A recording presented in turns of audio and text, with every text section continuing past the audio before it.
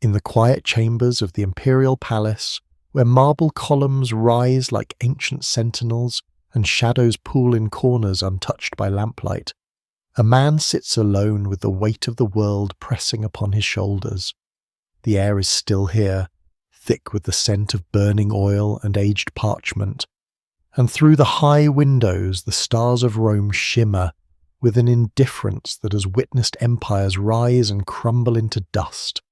This man, robed in the imperial purple that marks him as master of all he surveys, feels the fabric against his skin not as a symbol of glory, but as a chain forged from duty and expectation. His name is Marcus Aurelius, and though history will remember him as one of Rome's greatest emperors, in this moment he is simply a soul who never wished for power, yet cannot escape its inexorable grasp. The palace around him breathes with a life of its own.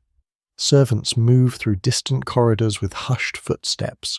Guards stand at attention in the outer halls, and somewhere in the vast complex, the machinery of empire continues its ceaseless turning. Yet here, in this private chamber where the emperor retreats when the demands of state permit, there exists a pocket of solitude, a space where Marcus can momentarily shed the performance of rulership and confront the reality of his existence. The burden he carries is not merely administrative or military, though these concerns weigh heavily enough.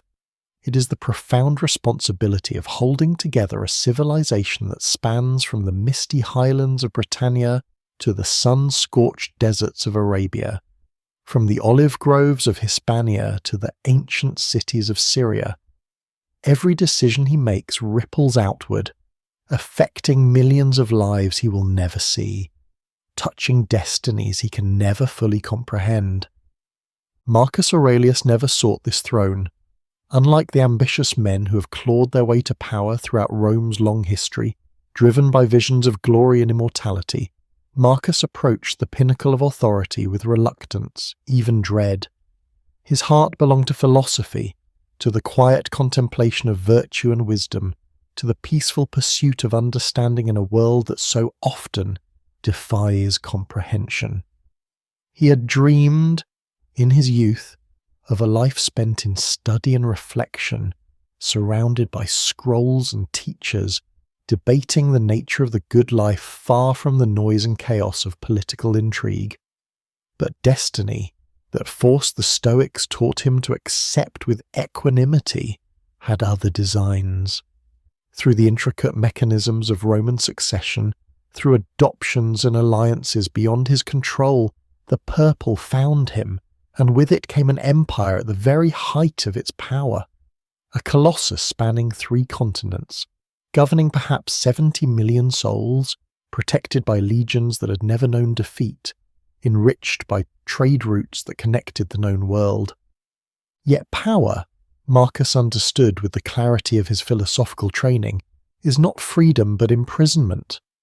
The greater one's authority, the more constrained one becomes by duty, obligation, and the expectations of others. An ordinary citizen might choose his path through life, make decisions based on personal preference and inclination, but an emperor exists to serve the state, to subordinate his own desires to the needs of the many. Every morning when Marcus rises, every evening when he finally finds rest, he is not his own man, but Rome's servant, bound by invisible chains stronger than iron, heavier than stone.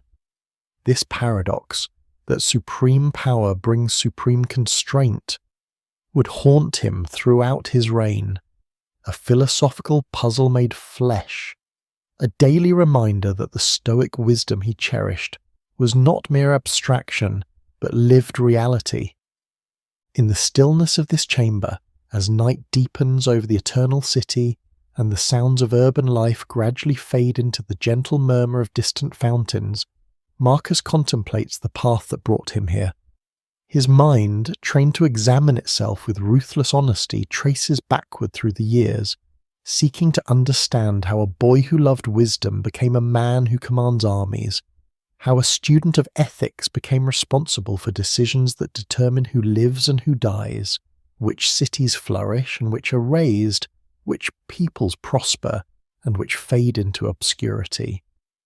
The journey from that innocent youth to this burdened sovereign forms a narrative that encapsulates not just one man's life, but the very nature of duty, virtue, and the price of civilization itself.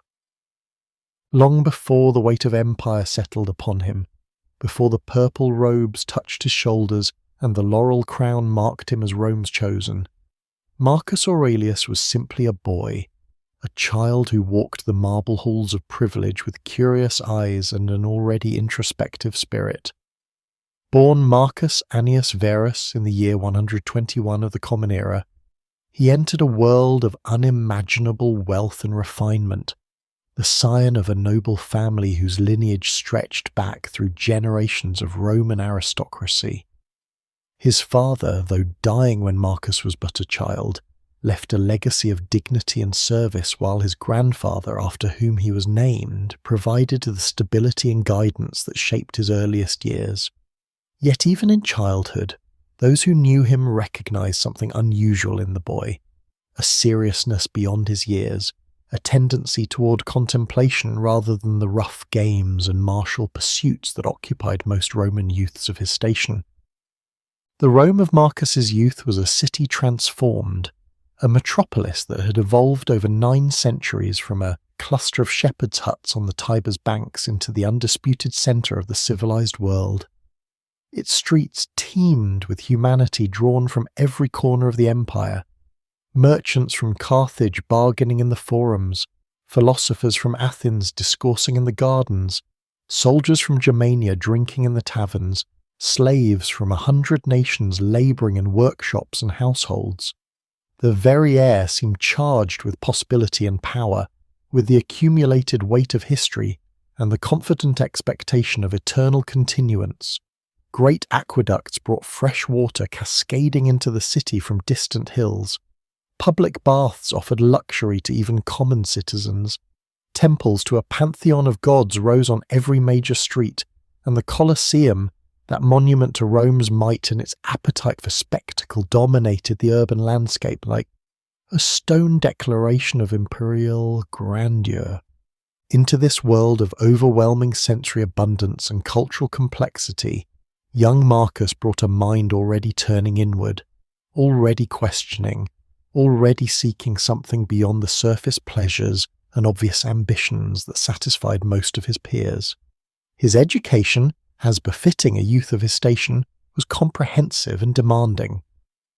The greatest minds of the age were summoned to instruct him, grammarians who taught him to parse language with precision, rhetoricians who trained him in the arts of persuasion, historians who opened before him the long scroll of human achievement and folly, mathematicians who revealed the hidden harmonies beneath apparent chaos. Yet among all these teachers, it was the philosophers who captured his deepest attention, and among the philosophers, it was the Stoics who spoke most directly to his soul. Stoicism, the austere and demanding philosophy born in Athens centuries earlier, offered Marcus something he craved without fully understanding why: a framework for making sense of existence, a method for confronting the inevitable sorrows and disappointments of life with dignity and grace. The Stoics taught that the universe operates according to rational principles, that everything that happens does so in accordance with divine reason, and that human beings achieve happiness not through pursuing pleasure or fleeing pain, but through aligning their will with the natural order of things. They distinguished sharply between what lies within our control, our own thoughts, judgments, and intentions, and what lies beyond it, external events, other people's actions, the circumstances into which we are born or thrust. Wisdom, in the Stoic view, consists in focusing our energy exclusively on the former, while accepting the latter with serene indifference. These teachings resonated with Marcus at a profound level, speaking to something fundamental in his character. He memorized the sayings of Epictetus, the former slave who had taught that freedom comes not from changing our circumstances, but from changing our relationship to those circumstances. He studied the writings of Zeno, the merchant who had founded the Stoic school, after losing everything in a shipwreck and concluding that his true disaster had been his rescue. The loss of material wealth had freed him to pursue the only wealth that truly matters, the wealth of wisdom and virtue. He absorbed the teachings of Chrysippus, Cleanthes, Panaetius, and all the great Stoic masters who had grappled with the fundamental questions of how to live well in a world indifferent to human wishes and aspirations. But Marcus's education was not purely intellectual, not simply a matter of memorizing doctrines and analyzing arguments. The Stoics insisted that philosophy must be lived, that its teachings are worthless unless they transform one's actual conduct, one's daily decisions, one's responses to the inevitable challenges and sorrows that life presents.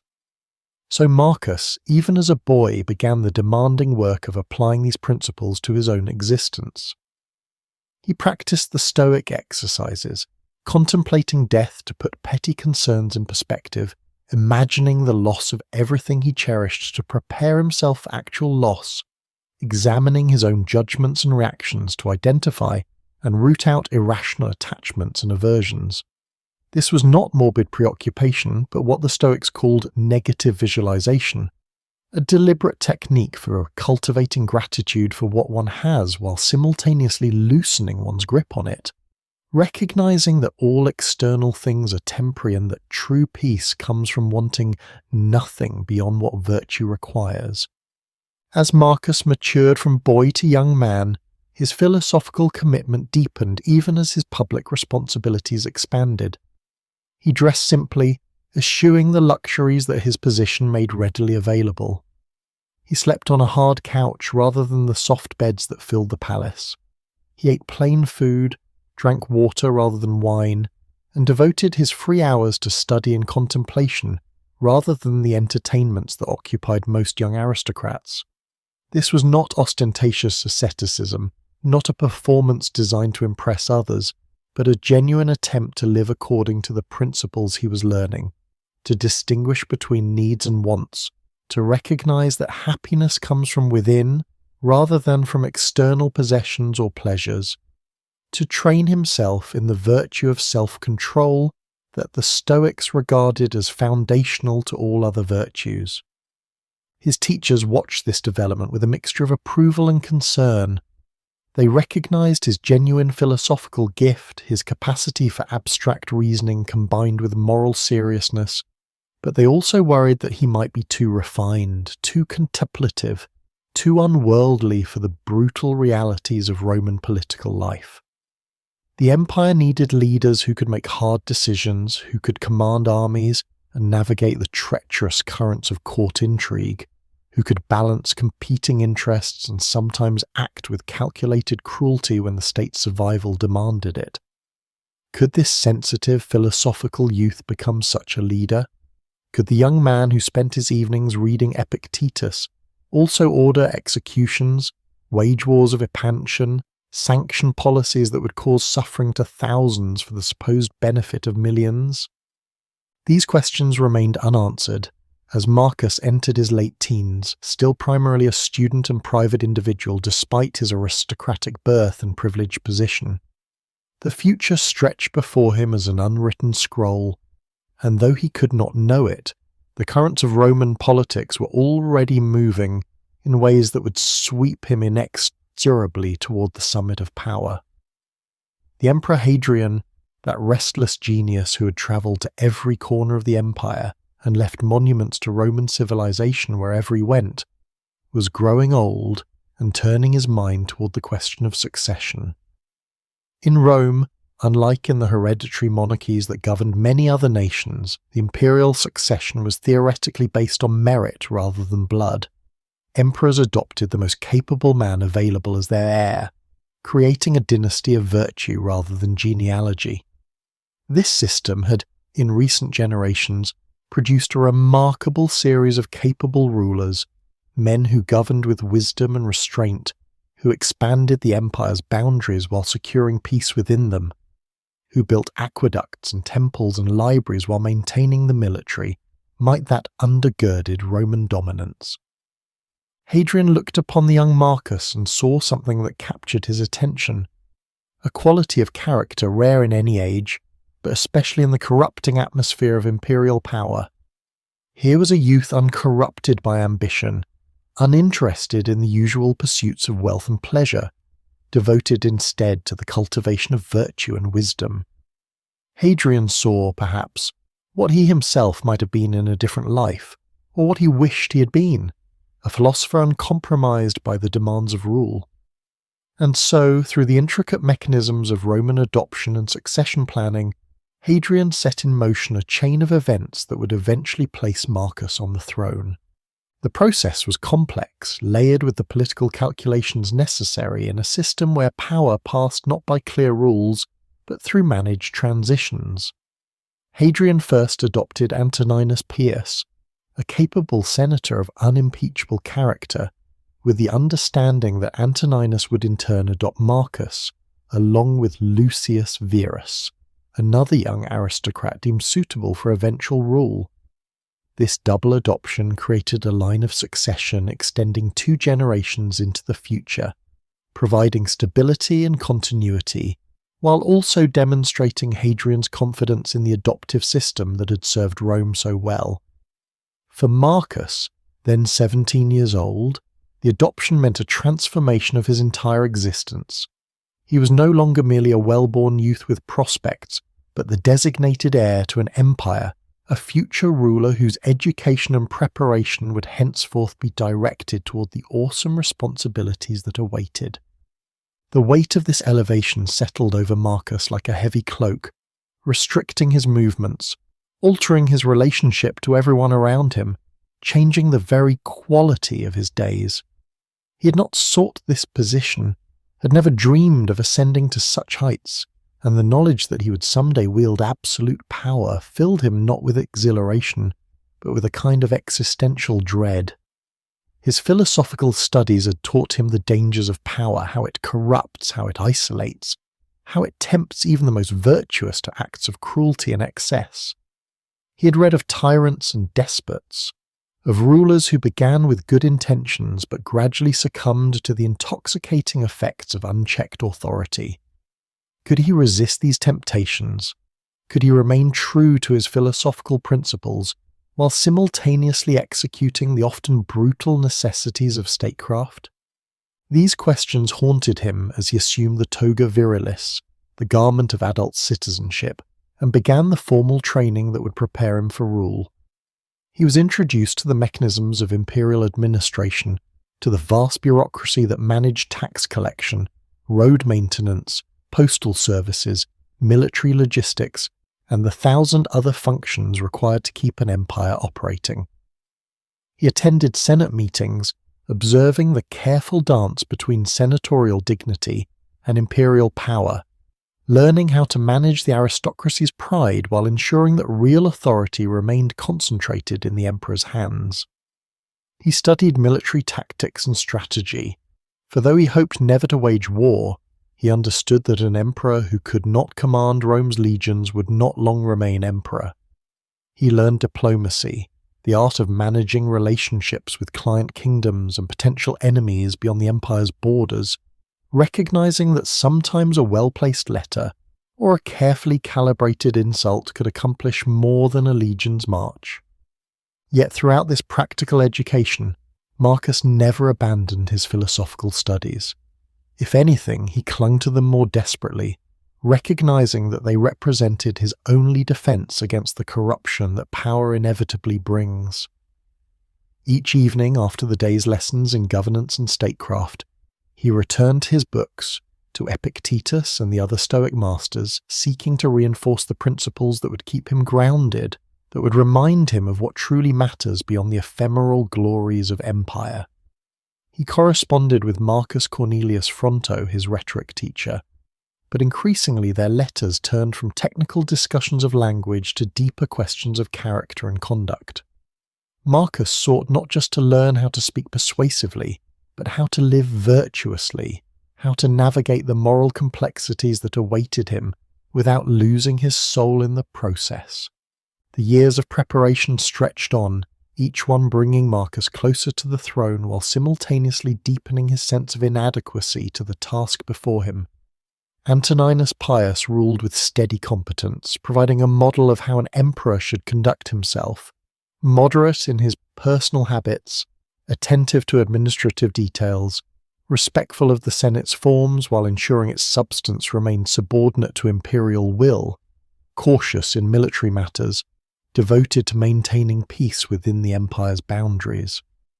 Under Antoninus, Rome enjoyed a golden age of tranquility and prosperity, with trade flourishing, cities expanding, and the arts and letters reaching new heights of achievement.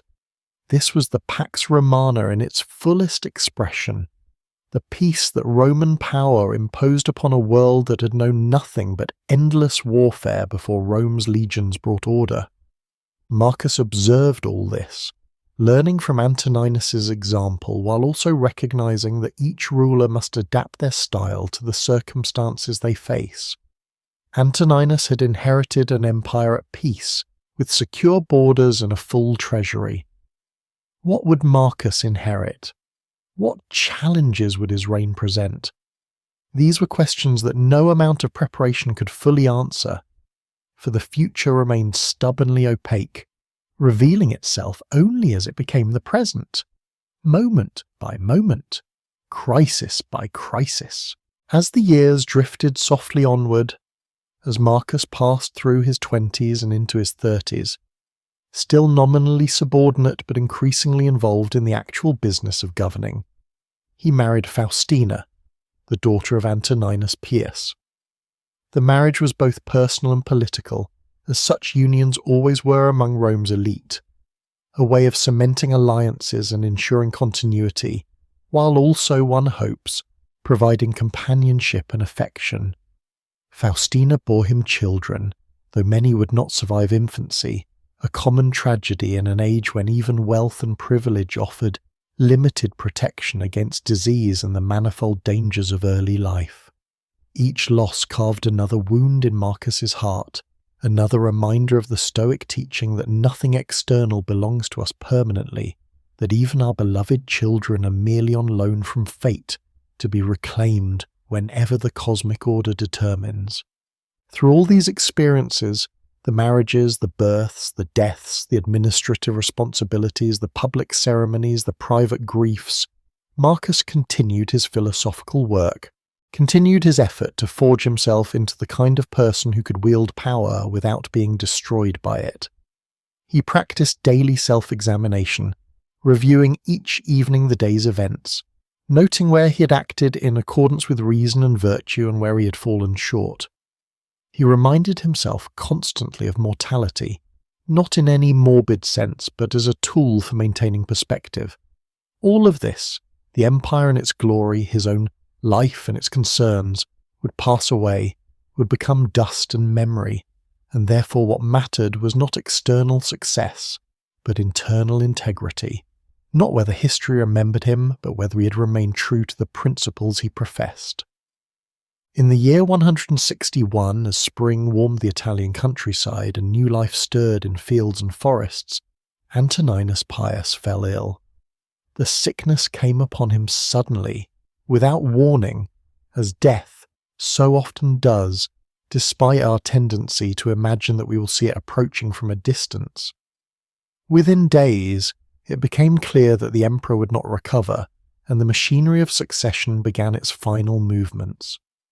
Marcus was summoned to Antoninus's bedside to receive the dying emperor's final words and instructions, to formally accept the burden that was about to transfer from one set of shoulders to another. The moment was both deeply personal. Two men who had lived together as father and son despite the artificiality of their legal relationship, and entirely public, a state event witnessed by officials and recorded for posterity. Antoninus's final instruction was characteristically simple and profound. Maintain equanimity. With these words he summed up the essence of Stoic teaching and the fundamental requirement for anyone who would rule wisely. Then, as evening shadows lengthened and the room grew quiet except for laboured breathing, Antoninus Pius died, and Marcus Aurelius became Emperor of Rome. The succession proceeded smoothly as Hadrian had intended years earlier, when he set the mechanism in motion. Marcus was acclaimed by the Praetorian Guard, recognized by the Senate and accepted by the people. But in accordance with Antoninus's wishes and Hadrian's original design, Marcus insisted on elevating Lucius Verus to share the throne as co-emperor, creating an unprecedented joint rule that would persist until Lucius's death years later. Now, at last, the philosopher sat upon the throne, and the true test began. All the years of preparation, all the philosophical training, all the lessons in virtue and self-control, would they prove sufficient to the task? Could a man who valued contemplation above action, peace above conquest, personal integrity above political expedience, actually govern an empire that had been built on military might and maintained through a combination of administrative competence and ruthless suppression of dissent? These questions were no longer abstract philosophical puzzles, but immediate and practical concerns that demanded answers in the form of decisions and policies that would affect millions of lives. The early years of Marcus's reign, however, seemed to promise a continuation of the golden age that had characterized Antoninus's rule. The borders remained secure, the treasury was full, the provinces prospered under competent governors, and the elaborate machinery of Roman administration hummed along with the efficiency born of centuries of refinement. Marcus devoted himself to the administrative duties that filled an emperor's days, reviewing petitions from cities and individuals, adjudicating disputes between provinces, appointing officials to positions throughout the empire, overseeing the grain supply that kept Rome's massive population fed, managing relations with client kingdoms beyond the frontiers. He proved himself a capable administrator, attentive to detail, fair in judgment, willing to work long hours to ensure that the empire's business was conducted properly. Yet even as Marcus settled into the routines of rule, even as he demonstrated his competence in the myriad mundane tasks that constitute most of governance, darker currents were stirring in the world beyond Rome's carefully guarded boundaries. In the distant east, where the empire's territory pressed against the rival Parthian Empire, tensions were rising.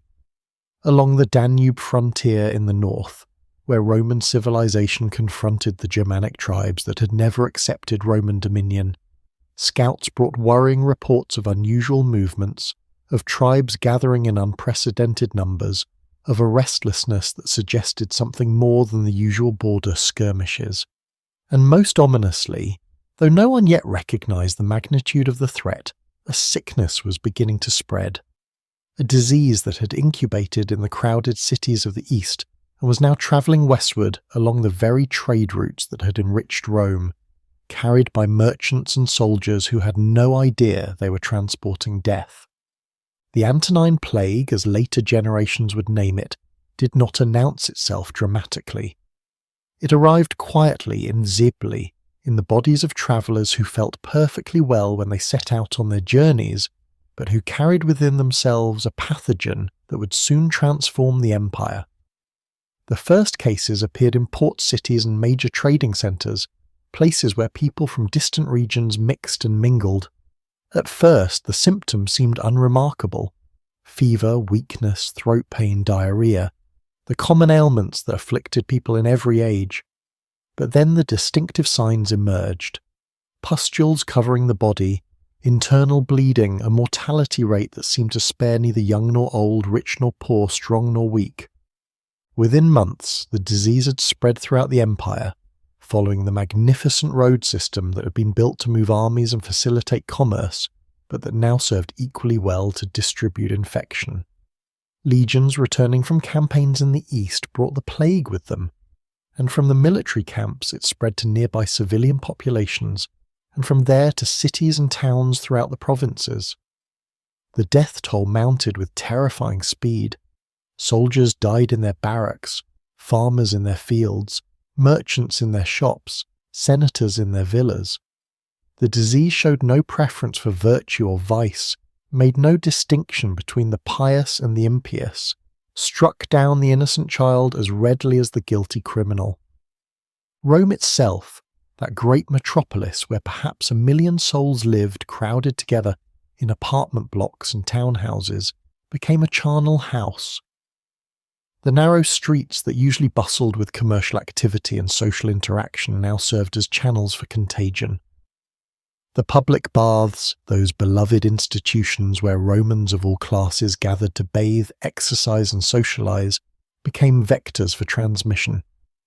The apartment blocks where the poor lived stacked atop one another in precarious vertical communities turned into death traps where sickness spread from family to family, floor to floor, building to building, until entire neighborhoods were devastated.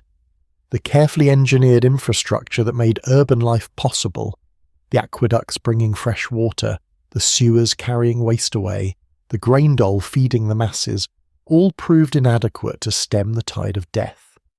Funeral pyres burned day and night on the outskirts of the city, their smoke rising in dark columns that could be seen from miles away, a visible manifestation of the invisible killer stalking through streets and homes. The traditional funeral rites that Romans had practiced for centuries became impossible to maintain. There were simply too many dead, and the living were too overwhelmed, too frightened, too depleted to perform the proper ceremonies. Bodies were burned in mass cremations or buried in mass graves, often with minimal ceremony, the dignity of individual remembrance sacrificed to the grim necessity of disposing of corpses before they added disease to the disaster already unfolding. The social fabric began to fray under the strain of so much death. Families disintegrated as members fell ill and survivors fled. Commerce slowed as merchants and customers alike stayed home, afraid of the contact that might bring infection. The great markets where goods from across the empire had been bought and sold stood half empty, their stalls abandoned by vendors who had either died or withdrawn to their homes in desperate hope of avoiding contagion. The courts where legal disputes had been adjudicated fell silent, as litigants and judges alike recognized that in the face of such mortality, ordinary legal concerns seemed trivial. The schools where children had learned their letters closed, teachers dead or absent, students kept home by fearful parents. The temples, which might have offered solace and meaning in such a crisis, saw decreased attendance as people questioned how the gods could permit such suffering or, worse, as they fell victim to the disease despite their piety and offerings. Marcus Aurelius, watching from the imperial palace as his city and empire convulsed in the grip of this invisible enemy, faced a crisis unlike anything his philosophical training had specifically prepared him for. The Stoics taught acceptance of what cannot be controlled, but surely an emperor must try to control what happens within his domain. They taught indifference to external events, but how could one remain indifferent to mass death on such a scale? They taught that only virtue matters, but what virtue could be exercised in the face of a disease that killed indiscriminately, that couldn't be fought with swords or negotiated with through diplomacy, that simply spread and killed and spread again in an unstoppable wave. Yet Marcus did not succumb to despair or paralysis. He responded to the plague with every tool at his disposal, organizing relief efforts, directing resources toward caring for the sick, ensuring that the grain supply continued to flow so that at least famine would not compound the disaster of disease. He sold off imperial treasures to raise funds for plague relief, sent doctors where they were most needed, ordered the construction of facilities to house and treat the sick. He maintained the functions of government as best he could, ensured that the army remained organized and supplied, kept the empire operating even as its population bled away through countless individual deaths, and at night, in his private chambers, he contemplated the philosophical implications of what was happening. The plague confronted him with the Stoic teachings in their most stark and uncompromising form. Here was a perfect demonstration of the limits of human control, of the vulnerability of all human plans and projects to forces beyond our management. Here was mortality made visible, no longer an abstract philosophical concept, but an immediate daily reality. Here was the ultimate test of whether his Stoic training could actually sustain him through genuine catastrophe, or whether it was merely an intellectual exercise that would crumble when confronted with real suffering on such a massive scale. The plague raged for years, eventually claiming, by some estimates, 5 to 10 million lives across the empire, a significant percentage of the total population, enough to disrupt economic activity, deplete the ranks of the legions, and alter the demographic structure of Roman society. It struck hardest at cities and military camps, places where people lived in close proximity, but no region was entirely spared. The eastern provinces, where it had first appeared, suffered catastrophic losses. Italy saw its population decline significantly. Even distant provinces like Gaul and Britannia felt its touch, as infected travellers carried the disease to communities that had never encountered such a pestilence. The long-term effects would reshape Roman history. The reduction in population meant labour shortages, both in agriculture and in the specialised crafts that supported urban life. Tax revenues declined as taxpayers died, straining the imperial treasury and making it harder to maintain the expensive apparatus of empire. The army found recruitment more difficult, as the plague had killed many men of military age and made others reluctant to join legions where disease might be as deadly an enemy as any foreign foe. The confidence that had characterized Roman civilization at its height began to erode, replaced by a sense of vulnerability, a recognition that even Rome's mighty power could not protect its citizens from every threat. Yet even as the plague devastated the empire's interior, as it transformed daily life and inflicted wounds from which Roman civilization would never fully recover, a different kind of crisis was developing along the northern frontier. Beyond the Danube River, in the vast forests and plains that stretched away toward the unknown lands of the north, the Germanic and Sarmatian tribes were stirring, gathering, preparing for an assault on Roman territory more serious than anything Rome had faced in generations. The causes of this sudden aggression were complex. Climate changes may have made northern lands less hospitable, pushing tribes southward. Population growth may have created pressure for expansion. The weakness revealed by the plague may have encouraged opportunistic attacks. Long-standing grievances against Roman dominance may have finally reached a breaking point. Whatever the precise causes, the result was clear. Rome faced a major military threat at precisely the moment when it was least able to respond, when its population had been decimated by disease, when its armies were depleted, when its resources were stretched thin.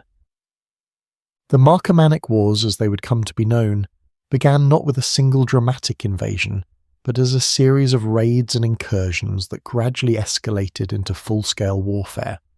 Germanic tribes crossed the Danube, struck at Roman settlements, and retreated before legions could respond. These hit-and-run attacks inflicted steady damage, disrupted life in the border provinces, and demonstrated that Rome's defensive system was not impregnable. Then came more serious incursions, larger forces penetrating deeper into Roman territory, besieging cities, threatening major population centres. The situation deteriorated until, for the first time in centuries, hostile forces crossed the Alps and threatened Italy itself, besieging the city of Aquileia and creating panic throughout the peninsula. Marcus Aurelius, the philosopher who had hoped to spend his reign in peace, promoting culture and wisdom, administering justice and maintaining the stability his predecessors had established, now found himself facing a military emergency that demanded his personal attention. The Senate looked to him but for leadership, the people expected protection, and the army needed an emperor who could command its operations and make the strategic decisions that would determine victory or defeat. There was no escaping this responsibility, no delegating it to others while he remained safe in Rome, pursuing his philosophical studies. If Rome was to survive this crisis, its emperor must lead, must leave the comfort of the palace for the hardship of military camps, must exchange books for battle plans, contemplation for command. In 168, Marcus left Rome for the frontier, beginning a military campaign that would consume the rest of his life. He was joined by Lucius Verus, his co-emperor, and together they travelled north to take personal command of the legions that would defend Roman civilization against the barbarian threat. The journey from Rome to the Danube frontier took them through lands that had known peace for generations, through cities and farms that had prospered under Roman rule, through regions where people had grown accustomed to security and had forgotten what war truly meant. Now that security was threatened, and with it the entire system of prosperity and order that Roman power had created, the frontier, when they reached it, was a world entirely different from the marble halls and cultured salons of Rome. Here, civilization confronted its opposite, the wild, the untamed, the forces that Roman order had pushed back but never entirely eliminated. Military camps spread along the river, each a small replica of Roman organization imposed on foreign soil. Within their walls, soldiers lived according to strict discipline, following routines that had been refined over centuries of military experience. Outside those walls lay uncertainty, danger, the possibility of attack at any moment from enemies who knew the terrain, who could melt into forests and marshes where Roman formations struggled to operate, who fought with a desperation born of defending their homelands against what they saw as foreign invaders. Marcus established his headquarters at Carnuntum, a military base on the Danube, and from this command post he directed operations against the tribal confederations arrayed against Rome. The war was unlike the great conquests of earlier eras, when Roman armies had marched forth to expand the empire's boundaries and had often won decisive victories that settled matters for generations. This was a grinding, defensive struggle, a war of attrition in which success meant maintaining Rome's borders rather than expanding them, in which victory looked like survival rather than glory. Campaigns were launched across the Danube, striking at tribal settlements, attempting to discourage further attacks through punitive expeditions. Fortifications were strengthened, additional legions recruited to replace losses from battle and disease, diplomatic overtures made to some tribes in hopes of dividing the opposition. The conditions were harsh beyond anything Marcus had experienced in his pampered life as a Roman aristocrat. The military camps, while organised and efficient, offered none of the comforts he had taken for granted. The climate along the Danube was severe. Brutal winters when snow piled high and men struggled to stay warm. Summers when heat and insects made life miserable. Spring and autumn when rain turned the ground to mud that sucked at every step. The food was plain and often inadequate, nothing like the refined cuisine of Roman dinner parties. The company was rough, soldiers who knew violence and crude humour, who had seen too much death to maintain polite sensibilities, who respected strength and competence rather than philosophical refinement. Yet Marcus adapted to this harsh environment with the same discipline he had brought to his philosophical studies. He lived simply, refusing special privileges that might have made his life more comfortable, but would have separated him from his soldiers. He worked long hours attending to the myriad details of military administration, planning campaigns, reviewing intelligence reports, making decisions about strategy and tactics. He led by example, demonstrating the Stoic virtues he had studied: endurance in the face of hardship, courage when danger threatened, justice in dealing with subordinates, wisdom in making the difficult choices that war demands. But the irony of his position never escaped him. Here he was, a man who preached peace and the brotherhood of all rational beings, directing wars that caused immense suffering. Here he was, a philosopher who taught that external things matter not at all, fighting desperately to preserve those very external things, territory, cities, the political structure of empire. Here he was, committed to the proposition that virtue is the only good, yet making decisions based on military necessity rather than moral principle, sometimes ordering actions that by any reasonable standard involved cruelty and injustice. The gap between his ideals and his practice was a source of constant internal tension, a wound that never healed, though he worked daily to maintain his philosophical equanimity in spite of it. In 106-9, Lucius Verus fell victim to the plague that still haunted the empire. His death was a personal blow to Marcus, who lost not just a co-emperor, but a companion who had shared the burden of rule. Despite their differences in temperament and lifestyle, Lucius had enjoyed pleasures and entertainments that Marcus shunned. There had been genuine affection between them, a bond forged through shared responsibility and mutual respect. Now Marcus stood alone at the summit of power, no longer able to divide the weight of decision-making, no longer able to find counsel and support in someone who understood the unique pressures of imperial rule. The loneliness of supreme authority settled over him like a cold mist, another burden added to those he already carried. Through the years that followed, the war continued its grinding course. There were victories, tribal armies defeated in battle, enemy territory ravaged, captives taken and either enslaved or resettled within Roman territory. There were setbacks, Roman forces ambushed and destroyed, frontier defences breached, territory temporarily lost to enemy occupation. The conflict took on a repetitive quality, each campaign resembling the last, each winter bringing a pause in fighting followed by renewed hostilities in spring. Marcus remained at the frontier, leaving only for brief visits to Rome when pressing political matters demanded his presence, returning always to the northern camps where the fate of the empire was being decided through countless small engagements and strategic decisions. It was during these years of campaigning in the evenings after the day's military business was concluded that Marcus began writing the personal reflections that would become known as the Meditations. In his tent by lamplight, surrounded by the sounds of a military camp, the murmur of soldiers' conversations, the movement of sentries, the occasional challenge and response as patrols came and went, the emperor took up his stylus and wrote. These were not official documents, not proclamations or letters or histories, but intensely prevalent thoughts, conversations with his own soul, efforts to maintain his philosophical bearings amid circumstances that constantly threatened to overwhelm him. The Meditations reveal a man struggling to remain true to principles that the world seems determined to undermine.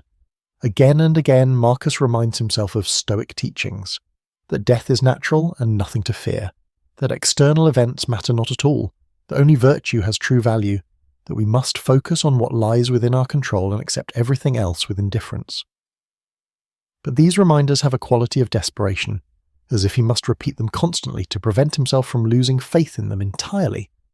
They read not like the confident assertions of a man secure in his beliefs, but like the affirmations of someone fighting to maintain those beliefs against the corrosive evidence of daily experience. He writes about death constantly, returning to it as a theme again and again, as if trying to inoculate himself against the fear of it through repeated exposure in thought. Death surrounds him, soldiers dying in battle, civilians dying from disease, the constant awareness that he himself might die at any moment, struck down by a stray arrow or an invisible pathogen.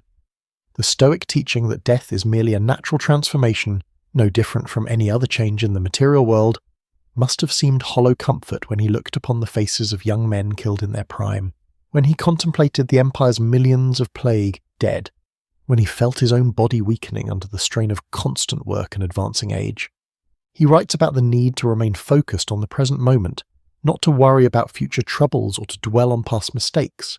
This teaching, central to Stoic practice, takes on special urgency for an emperor whose responsibilities constantly pull him toward anxiety about what might happen and regret about what has already occurred. Should he have made different strategic decisions? Will the tribal threat ever be permanently resolved? What will happen to the empire after his death? These questions torment him, and he struggles to apply the Stoic discipline of bringing his attention back to the immediate present, to what can be done now, in this moment, rather than losing himself in speculation and worry about matters beyond his control. He writes about the interconnectedness of all things, the Stoic doctrine that the universe is a single living organism in which every part plays a necessary role. This cosmic perspective offers some comfort. If everything happens according to divine reason, then even the suffering and death around him must serve some larger purpose, must be part of a rational plan that human understanding cannot fully grasp. But this teaching too seems strained when he tries to apply it to actual circumstances. What rational purpose is served by the death of innocent children? How does the destruction wrought by war and disease contribute to cosmic harmony? The questions gnaw at him, and his writings show him wrestling with doubts that his philosophical training tells him he should not have. Perhaps most poignantly, he writes about the difficulty of living virtuously in a world that does not reward virtue, that often seems actively hostile to it. He reminds himself that virtue is its own reward, that the good man's happiness comes from acting rightly regardless of consequences, that external outcomes are irrelevant to true well-being. But this teaching confronts a daily reality in which he must make decisions that seem to involve choosing between different evils, in which every policy has victims, in which governing responsibly seems to require compromising the very principles that philosophy says should be inviolable. The tension between the philosopher's ideals and the emperor's necessities runs through the Meditations like a dark thread, never fully resolved, a perpetual source of inner conflict. The literary style of the Meditations reflects their nature as private writing, thoughts never intended for other eyes. They are fragmentary, repetitive, circling back again and again to the same themes and concerns. They have no overarching structure, no argument that builds toward a conclusion. They are simply the record of a mind examining itself, a soul taking stock of its condition, an emperor trying to remain human and humane under pressures that would crush most men. Later generations would read these private thoughts and find in them profound wisdom about the human condition, guidance for how to live with dignity in difficult circumstances. But Marcus wrote them simply to survive, to maintain his sanity and moral compass in a situation that threatened both. The war dragged on through the 170s year after year of campaigning with no decisive resolution in sight. There were moments when victory seemed near, tribal coalitions defeated, peace treaties signed, leaders captured or killed. But then new threats would emerge, new tribes would join the fight, and the cycle would begin again. Marcus came to understand what perhaps should have been obvious from the start. There could be no final victory in this war, no moment when he could declare the threat permanently eliminated and return to Rome in triumph. The empire's northern frontier was inherently unstable, a long boundary between two fundamentally different civilizations, and maintaining security along that boundary required constant vigilance, constant military presence, constant readiness to respond to incursions. His reign would be consumed entirely by this task. His life's work reduced to simply holding the line, preventing disaster rather than achieving glory. The personal cost of these years was immense. Marcus's health, never robust, deteriorated under the strain of constant work and frontier conditions. He suffered from stomach ailments, probably ulcers brought on by stress that caused chronic pain and digestive problems. He grew thin, his face taking on the gaunt appearance visible in surviving portraits from his later years. Sleep became difficult, both because of physical discomfort and because of the anxious thoughts that plagued him whenever he tried to rest. He was aging rapidly, worn down by burdens that would have crushed a younger, stronger man, kept functioning only by iron will and disciplined routine. His family life suffered as well. Faustina remained in Rome for much of the time, managing the domestic arrangements of the imperial household and raising their children, especially their son Commodus, who was being groomed for eventual succession. When she did join Marcus at the frontier, her presence was a comfort but also a reminder of the normal domestic life he had sacrificed for duty. Their relationship, like any long marriage, had weathered difficulties. There were rumours, perhaps unfounded, of infidelities on her part, though Marcus either ignored these or accepted them with stoic indifference to things beyond his control. What remained between them was a partnership forged through decades of shared experience, a mutual understanding that needed no words. The question of succession weighed heavily on Marcus as the years passed and his health declined. Roman precedent suggested that he should adopt the most capable man available as his heir, continuing the system that had given Rome its series of good emperors. But Marcus had a biological son, Commodus, and both natural affection and political pressure pushed him toward naming his own child as successor. Commodus had been born to the purple, raised in the expectation of eventual rule, educated by the best teachers, and exposed from early age to the responsibilities of power. How could a father pass over his son for an outsider?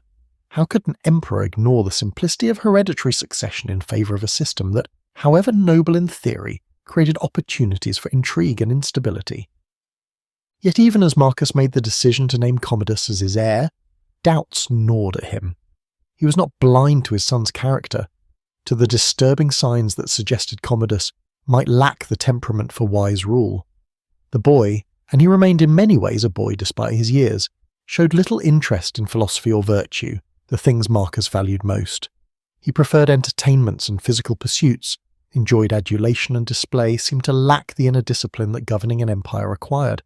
Marcus hoped that age and responsibility would mature Commodus, that exposure to actual rule would bring out latent qualities that were not yet visible. But hope is not certainty, and Marcus surely understood, at some level he perhaps refused to fully acknowledge that he was making a choice that might prove disastrous for Rome. This decision to mediate his biological son rather than adopt a more capable heir would prove to be Marcus's greatest failure, the one choice that undermined much of the good his reign had otherwise accomplished.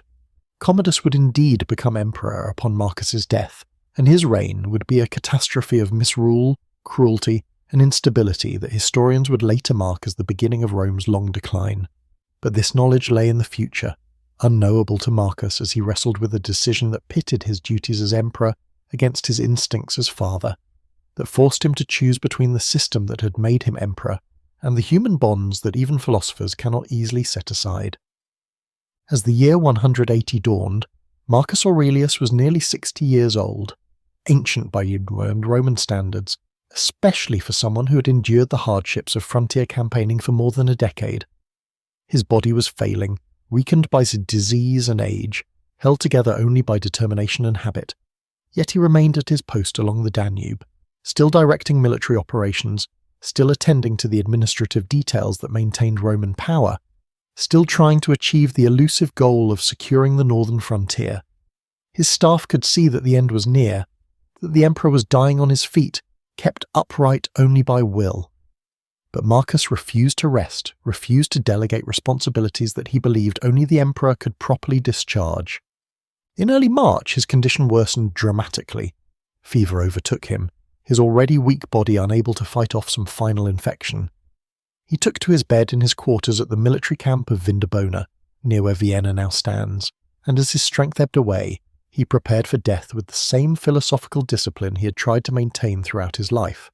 The Stoic teachings that he had studied since youth, that he had practiced in countless daily exercises, that he had written about in the Meditations, now they faced their ultimate test. Could he face his own death with the equanimity that philosophy promised, with acceptance rather than fear, recognizing that death is merely a natural transformation, no different from any other change in the material world? Those final days passed in a haze of fever and pain, consciousness fading and returning as his body struggled and failed. Officials came to receive final instructions to hear what wisdom the dying emperor might impart. Soldiers stood vigil outside his quarters, awaiting news of their commander's fate. Messengers prepared to carry word of his death back to Rome, where the Senate and people would receive the news with whatever mixture of genuine grief and political calculation such moments always evoke. Commodus was there, about to inherit an empire, about to ascend to a position for which his character was tragically unsuited. On March 17th, 180 AD, as winter gave way reluctantly to spring, as the Danube began its seasonal thaw and military preparations resumed for another season's campaigning, Marcus Aurelius died. The accounts of his final moments vary. Some say he refused food and water, essentially willing himself to die. Others say he simply slipped away as disease claimed his exhausted body. But all agree that he faced death calmly, without panic or regret, maintaining to the end the philosophical composure he had cultivated throughout his life. His last recorded words, according to some sources, were a reminder to those around him to weep not for him but to think of the pestilence and death that afflicted so many, a characteristically selfless sentiment from a man who had spent his reign serving others rather than himself. With Marcus's death, something more than a single life ended. An entire era closed, a period that historians would later call the Age of the Five Good Emperors, a stretch of nearly a century during which Rome had been governed by a succession of capable, conscientious rulers who had maintained the empire's prosperity and power while governing with relative wisdom and restraint. From Nerva through Trajan, Hadrian, Antoninus Pius, to Marcus Aurelius, Rome had enjoyed a remarkable period of stable succession and competent leadership. Each emperor had adopted the best man available as his heir, creating a dynasty of merit rather than blood, and the system had worked brilliantly, giving Rome its greatest age of peace and prosperity. But that system died with Marcus. Commodus inherited the throne by virtue of birth rather than merit, and his reign would prove a disaster from which Rome would never fully recover. The empire that Marcus had fought so hard to preserve, that had absorbed so much of his life and energy, would begin its long, slow decline under his son's misrule. The philosophical ideals that Marcus had struggled to embody in governance would be forgotten in favour of tyranny, cruelty, and self-indulgence. The careful administration and military discipline that had characterised Marcus's reign would give way to chaos and corruption.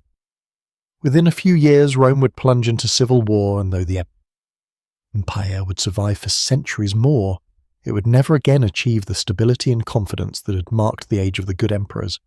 The legacy that Marcus left was complex and contradictory. As an emperor, his practical accomplishments were mixed. He had failed to secure the northern frontier decisively, though perhaps no one could have achieved that goal given the circumstances he faced. He had presided over the devastating Antonine Plague without being able to prevent or significantly mitigate its effects, though again, no emperor in any age could have done much more against such a disease. He had maintained the empire's administration and basic functionality through years of crisis, which was itself no small achievement. But his decision to name Commodus as heir undermined much else he had accomplished, unleashing on Rome a ruler whose incompetence and cruelty would accelerate the empire's decline. Yet as a human being, as a man struggling to live virtuously under impossible circumstances, Marcus Aurelius left something far more valuable than political achievement. His meditations, discovered and published long after his death, offered future generations an intimate portrait of power wrestling with mortality, of philosophy confronting reality, of a good man trying to remain good in a world that made goodness terribly difficult. These private writings, never intended for publication, would become one of the most influential books in Western literature, studied and treasured by countless readers who found in them wisdom about how to live with dignity in the face of hardship, how to maintain inner peace when external circumstances are chaotic, how to find meaning in a world that often seems meaningless. The Stoic philosophy that Marcus tried so hard to embody, that both sustained and tormented him throughout his reign, would find through his writings a permanent place in human thought. His struggles with the gap between ideals and reality, his honest acknowledgement of how difficult it is to maintain philosophical principles under pressure, his willingness to examine his own failures and shortcomings, all of this made the Meditations a work of an enduring power, more influential in the long run than any military victory or administrative reform could have been. So Marcus Aurelius remains, more than 18 centuries after his death, a figure who embodies a particular human ideal, the person who accepts responsibility even when it brings suffering, who maintains integrity even when it would be easier to compromise, who continues to work toward the good even when success seems impossible. He was not a perfect emperor. He made mistakes and failures, both strategic and moral. He was not a perfect Stoic. He struggled constantly with doubts and difficulties that pure theory said he should not have experienced. But his imperfections, his struggles, his honest acknowledgement of how hard it is to live well, these are precisely what make him compelling and relevant across the centuries. In the quiet of the night, when the immediate concerns of any particular era fade into insignificance, when we confront the eternal questions about how to live and what matters, Marcus Aurelius speaks to us through his Meditations with a voice that has lost none of its power. He reminds us that we cannot control what happens to us, but we can control how we respond. He reminds us that death is natural and inevitable, and therefore we should focus on living well in whatever time we have. He reminds us that virtue is its own reward, that doing right matters regardless of consequences, that integrity is its own justification. He reminds us, above all, that the struggle to live according to our principles is never easy, that even emperors and philosophers must work daily to maintain their moral compass, that the task of being fully human is a lifelong effort that demands everything we have. His story, from the philosophical youth who never sought power, through the reluctant ruler who bore the weight of empire with as much grace as he could muster, to the dying old man who faced his end with the same discipline he had tried to maintain throughout his life, offers no simple lessons, no easy answers to the questions that haunt anyone who thinks seriously about existence. But it offers something perhaps more valuable, the example of someone who faced those questions honestly, who struggled with them courageously, who never pretended that living well was easy, or that philosophy could magically resolve all difficulties, but who nonetheless kept trying, kept working, kept faith with his principles even when circumstances made the faith almost impossibly difficult to maintain. The empire Marcus defended would eventually fall, as all human empires must. The legions he commanded would dissolve into history. The cities he governed would be transformed beyond recognition or reduced to ruins. Even Rome itself, the eternal city, would see its greatness fade as new civilizations rose and old certainties crumbled. But the questions Marcus grappled with in the Meditations, how to find peace in chaos, how to maintain integrity under pressure, how to accept mortality while still embracing life.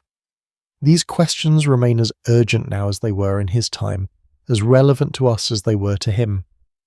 And his struggle to answer them, imperfect and incomplete as it was, continues to inspire and guide all who seek to live thoughtfully, courageously, and with as much wisdom as our limited human understanding permits. In the end, Marcus Aurelius the Emperor matters less than Marcus Aurelius the human being, the man who tried to be better than he was, who worked constantly to overcome his own limitations, who faced circumstances that would have broken most people and somehow maintained his humanity and compassion through it all. That man, sitting alone in his tent by lamplight, writing his private thoughts while empire crumbled around him, achieved something more lasting than any military triumph or administrative reform. He showed us that it is possible to remain human even when life tries to crush our humanity, that philosophy can be more than abstract theory when it is lived daily in the face of real difficulties, that the struggle to be good is worthwhile even when it seems futile. And so his story comes to rest, here at the end of our long journey through his life and times, with the simple recognition that he was a man who tried, who failed often, who succeeded sometimes, who never gave up the effort to live according to principles that the world seemed designed to undermine. His was not a tale of triumph but of endurance, not a story of conquest but of survival, not a narrative of philosophical perfection but of human struggle. And perhaps that is precisely why his life still speaks to us, why his words still resonate, why his example still has power. Because we too are imperfect, we too struggle, we too try to live well in a world that makes it difficult. And in Marcus Aurelius, we find not a distant hero whose perfection intimidates us, but a companion in the eternal human struggle to make meaning from the chaos of existence, to find peace amid the storm, to remain true to what matters even when everything conspires to make us forget what that is. As the stars wheel overhead in their eternal patterns, as empires rise and fall, as generations succeed one another in the endless dance of human history, the questions remain constant, and the struggle to answer them continues. Marcus Aurelius fought that fight with all the strength and wisdom he possessed, and though he could not win, no one ever does finally, he showed us how the fight should be conducted, with courage and compassion, with honesty and humility, with dedication to principles even when reality makes those principles almost impossible to maintain. And that perhaps is legacy enough for any life, emperor or otherwise. The struggle itself is the victory, the effort itself is the achievement, the trying itself is what makes us human. Marcus understood this, lived it, wrote about it in words that still carry weight across the centuries. And so his story ends not with despair at failure, but with quiet recognition that he did what could be done, bore what could be borne, and left behind something of value for all who would come after, seeking to walk the same difficult path he walked, toward wisdom and virtue, and that elusive peace which philosophy promises, but which life makes so hard to find.